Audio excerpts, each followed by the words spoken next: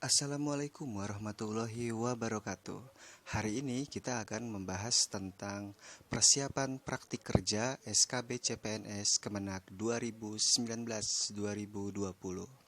Nah, yang seperti sudah kita ketahui sebelumnya bahwa SKB CPNS Kemenak itu terbagi ke dalam 3 tahap, yaitu ada tahap psikotes, tahap wawancara, dan tahap praktik kerja.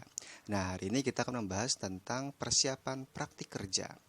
Untuk praktik kerja di sini nanti terdiri dari 4 yang harus kita persiapkan. Yang pertama adalah penguasaan bidang jabatan, yang kedua adalah pengalaman dalam bidang jabatan, yang ketiga adalah kemampuan bahasa asing, dan yang keempat adalah kemampuan dalam penggunaan teknologi. Nah, yang pertama kita bahas yaitu penguasaan bidang jabatan. Untuk penguasaan bidang jabatan ini biasanya nanti tergantung dari formasi apa yang kita lamarnya. Artinya setiap formasi akan berbeda-beda yang diujikan oleh penguji nantinya. Misalkan kalau buat guru biasanya yang diujikan adalah tugas dan fungsi dari jabatan guru tersebut. Misalkan kalau untuk penghulu berarti nanti tugas dan jabatan bagi penghulu. Atau kalau yang dalam bidang ekonomi contohnya untuk anggaran berarti nanti yang ditanya adalah tugas dan jabatan dari jabatan anggaran tersebut. Nah, buat mengetahui apa sih tugas dan fungsi dari jabatan formasi yang kita lamar tersebut, di sini sebenarnya bisa kita lihat di dalam website dari PAN RB atau Kemenpan RB. Nah, contoh dari websitenya adalah seperti ini.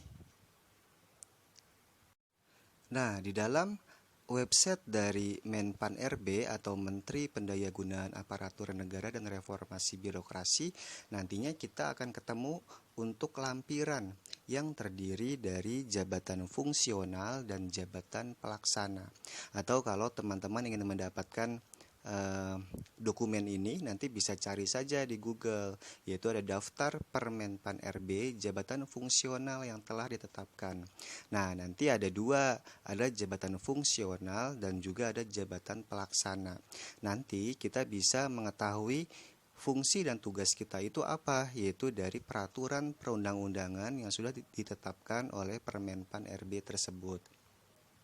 Contohnya misalkan kita ingin mengetahui tugas-tugas dari guru apa saja sih. Nah, nanti dari jabatan ini nanti bisa kita cari di sini tugas untuk guru tersebut. Tinggal kita search aja di sini untuk jabatan guru. Nah, di sini sudah ada untuk jabatan guru, yaitu nanti di sini namanya ada instansi pembinanya. Nah, instansi pembinanya di sini adalah dari Kementerian Pendidikan Nasional dan Kebudayaan. Jadi artinya guru itu ada di bawah dari instansi pembina Kemendikbud. Tinggal kita lihat peraturannya ada di Undang-Undang nomor berapa. Nah, buat guru itu ada di nomor 16 tahun 2009 ya. Nah, jadi nanti kalau kita ingin melihat tugas dan fungsi dari guru, kita tinggal membuka saja buat peraturan dari Permenpan RB nomor 16 tahun 2009 gitu. Nanti setelah kita download nanti sudah lengkap tugas dan jabatan dari seorang guru. Misalkan kita mau mencari yang lain. Di sini misalkan untuk bidang ekonomi ya, untuk anggaran kita cari dulu di sini buat anggaran.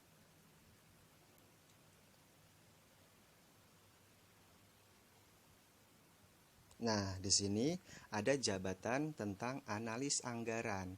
Analis anggaran itu ternyata berada di bawah instansi pembinanya yaitu Kementerian Keuangan, dan peraturannya ada di dalam peraturan Permenpan RB nomor 21 tahun 2016. Nah, nanti tinggal kita cari saja di Google, yaitu peraturan Menpan RB nomor 21 tahun 2016 untuk melihat fungsi dan jabatan dari analis anggaran tersebut. Nah, di sini contohnya buat analis anggaran adalah sebagai berikut. Nah, ini adalah peraturan untuk analis anggaran. Jadi setelah tadi kita mengetahui aturan yang berlaku untuk setiap jabatannya, tinggal kita cari saja di Google. Nah, nanti tinggal kita download deh dokumennya. Tapi nanti biasanya yang kita download itu atau yang keluar itu adalah peraturan yang terbaru. Kalau misalkan sudah ada revisi, biasanya kita menggunakan untuk revisian yang terbaru. Ini contohnya untuk analis anggaran terdapat revisi yang terbaru, yaitu Peraturan Kepala Badan Kepegawaian Negara Nomor 14 Tahun 2017 tentang petunjuk pelaksanaan pembinaan jabatan fungsional analis anggaran. Nah, jadi di sini kalau kita lihat ini penjelasannya banyak sekali. Nanti setiap jabatan fungsional memang banyak ya buat tugas-tugas yang harus dijalaninya. Nah, misalkan di sini kita lihat ada tugas dari analis anggaran. Sebentar, ada di sini nih. Jadi biasanya kalau untuk yang diterima sebagai CPNS itu masuk ke dalam ahli pertama ya. Maka misalkan kita harus mempelajari nih, di sini kita baca. Misalnya ada menginventarisasi data klasifikasi arah kebijakan fiskal, terus menyusun rekomendasi tingkat 1 analis hasil analis, ada menginventarisasi data bahan dan sebagainya. Nah, di sini harus kita pelajari benar-benar kira-kira apa sih tugas-tugas dari analis anggaran nantinya. Biasanya ini akan ada di dalam praktik kerja nantinya yang harus kita kuasai atau kita bisa ketika nanti ditanya oleh penguji. Buat formasi yang lain nanti tinggal dicari sesuai dengan jabatan dan tugas dari formasi yang teman-teman lamar semuanya. Itu cara untuk melihat dari jabatan fungsional terhadap formasi yang kita lamar. Nah, ada satu lagi, yaitu kita bisa melihat apakah jabatan kita itu termasuk ke dalam jabatan pelaksana. Cara melihatnya adalah seperti ini.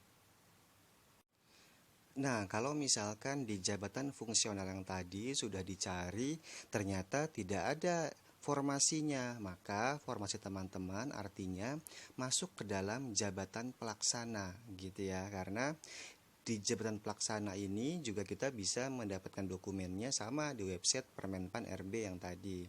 Nah, di sini kalau kita lihat di jabatan pelaksana yaitu ada Peraturan Menteri Pendayagunaan Aparatur Negara dan Reformasi Birokrasi Republik Indonesia Nomor 41 Tahun 2018 tentang nomenklatur jabatan pelaksana bagi pegawai negeri sipil di lingkungan instansi pemerintah. Nah, di sini kalau kita lihat ini adalah aturan untuk mengetahui tugas dan fungsi dari jabatan pelaksana.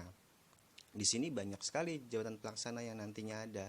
Misalnya kita mau mencari jabatan pelaksana sesuai dengan bidang dan formasi yang kita lamar. Misalkan kita mau mencari jabatan pelaksana untuk perencana misalnya. Nah, nanti di sini ada perencanaan masuknya. Nanti jabatannya juga banyak di sini. Misalkan contohnya kita ada analis perencana. Kalau analis perencana, tinggal kita lihat tugasnya apa sih analis perencana. Nah, tugasnya adalah melakukan kegiatan analisis dan penelaahan dalam rangka penyusunan rekomendasi kebijakan di bidang perencanaan. Jadi kita sudah ada gambaran, oh jadi ini adalah bagaimana cara kita nantinya untuk merencanakan sesuatu dan untuk membuat suatu rekomendasi kebijakan tertentu gitu ya. Kemudian di sini juga misalkan kita mau mencari tentang keuangan nih. Keuangan misalnya ada laporan keuangan.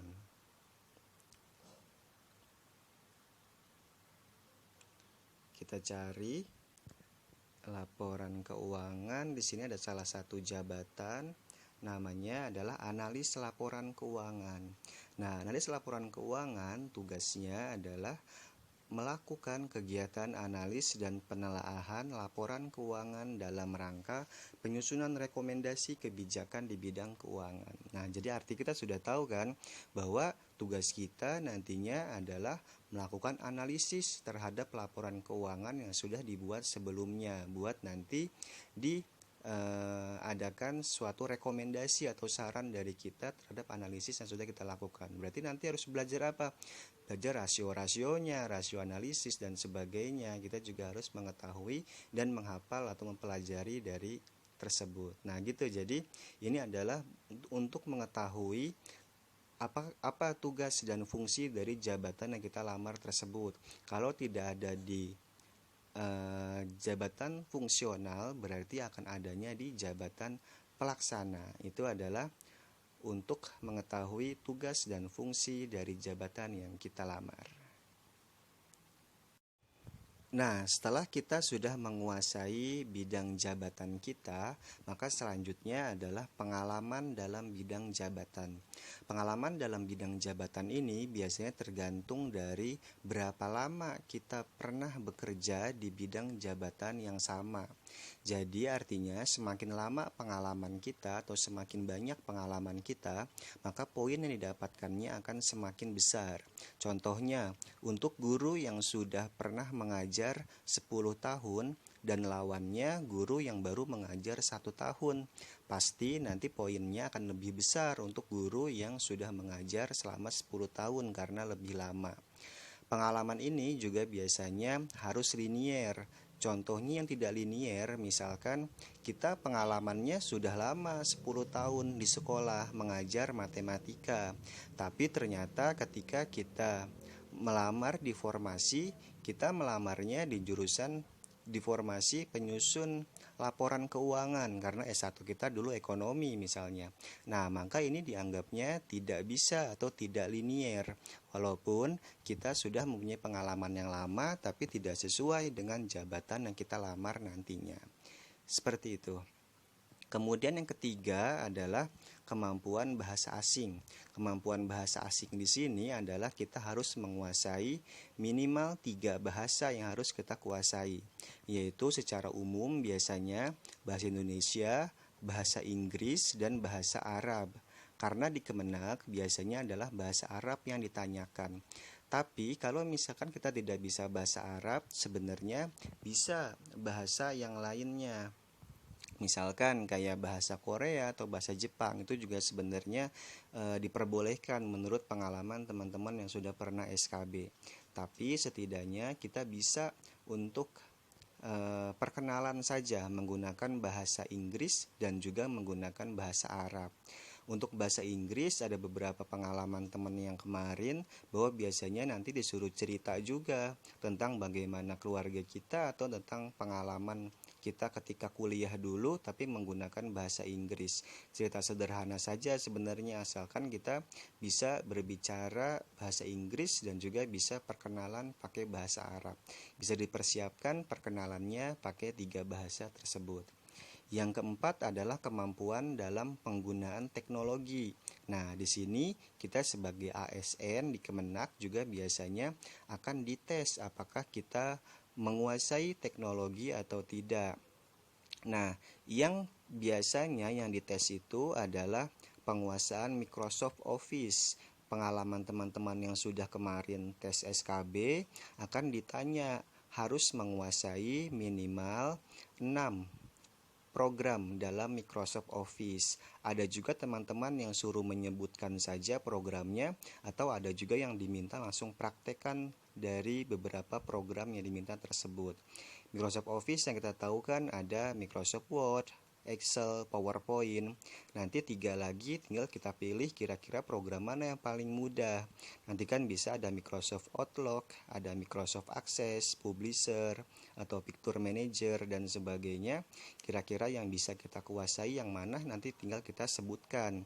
Nanti agar ketika disuruh dipraktekkan kita sudah menguasai Microsoft Office yang memang sudah kita kuasai tersebut.